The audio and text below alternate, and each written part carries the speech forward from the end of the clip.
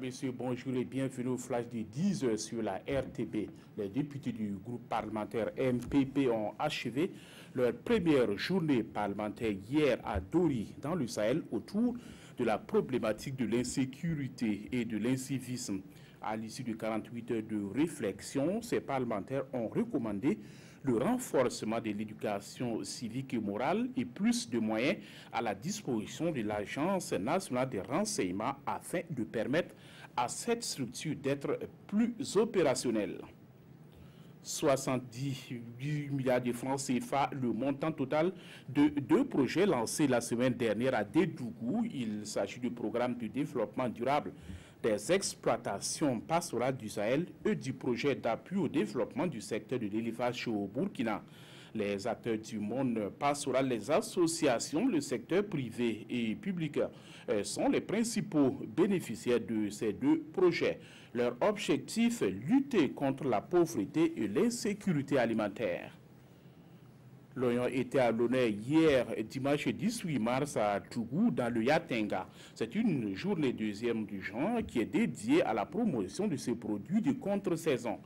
Elle a servi de cadre de réflexion entre producteurs, partenaires au développement rural et autorités autour de la problématique de la disponibilité des ressources en eau, d'où le thème « Assurer la disponibilité des ressources en eau pour la pérennisation de la filière oignon » dans la commune de Namisikia.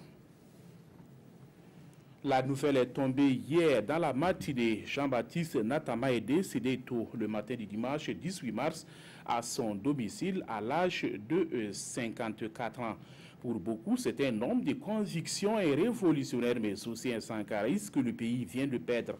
Jean-Baptiste Natama, candidat malheureux à l'élection présidentielle de 2015, a occupé plusieurs fonctions dans le monde et au Burkina. Il a été secrétaire permanent du MAEP, le mécanisme africain d'évaluation par les pairs, avant d'être appelé à l'Union africaine pour occuper le poste de chef de cabinet de la présidente de l'institution.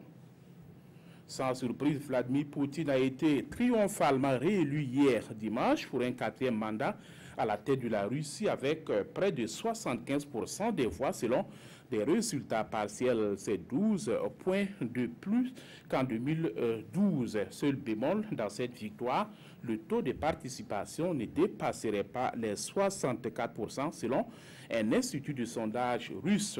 C'est moins qu'en 2012 et bien loin des 70% visés par le Kremlin. Selon plusieurs médias, Vladimir Poutine vient ainsi d'être reconduit pour un mandat de 6 ans. Et c'est la fin de ce flash. Merci de l'avoir suivi. Passez une excellente journée en compagnie des programmes de la RTB.